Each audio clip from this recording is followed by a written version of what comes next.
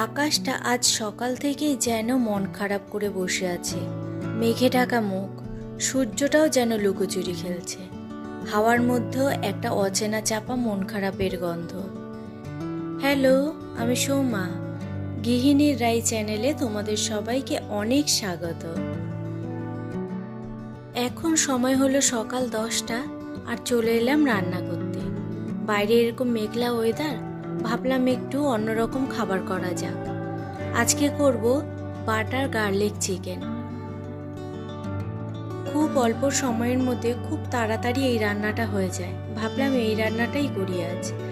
মাংসটা আমি ধুয়ে নিয়েছি। এরপরে দেখো ম্যারিনেট করার জন্য গোলমরিচের গুঁড়ো, লবণ আর কর্নফ্লাওয়ার দিয়ে মেখে নিলাম।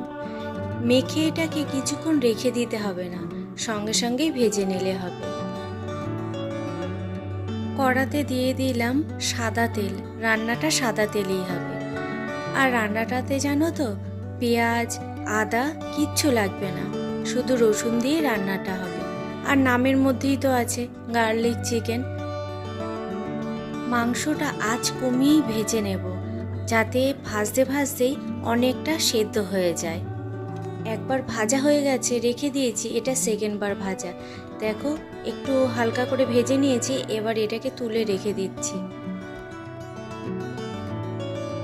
মাংস ভাজা তেলটার মধ্যে দিয়ে দেব অল্প পরিমাণে বাটার।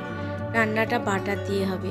যা তেলের মধ্যে যে মাংসটা ভেজেছি, ওই তেলটা আর রেখে দিলাম না, ওর মধ্যেই বাটারটা দিয়ে দিলাম। চাইলে তেলটা সরিয়ে শুধু বাটার দিয়েও করা যায়। আর এদিকে দেখো বেশ অনেকটা রসুন আমি কুচি কুচি করে কেটে নিয়েছি। এটা এবার দিয়ে দিলাম তেলটার ওপরে। একটু যেই লাল লাল হয়ে আসবে, তখন এর মধ্যে দিয়ে দেব আমি 2 চামচ মতো ময়দা।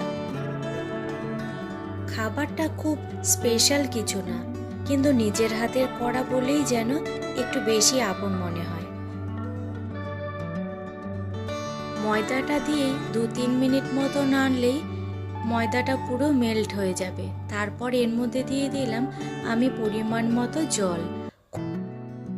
ময়দাটা ভালোভাবে জলের সাথে মিশে যাওয়ার পর ভেজে রাখা মাংসগুলো এর মধ্যে সব দিয়ে দেব। আর এখনই দিয়ে দেব তোমার চিলি ফ্লেক্স আর অরিগ্যানো। আর দিয়ে দেব পরিমাণ মতো লবণও। আধুনিক রান্নায় অরিগ্যানো দিলেই বাহবা, চিলি ফ্লেক্স ছিটালেই যেন রান্নায় 5 স্টার।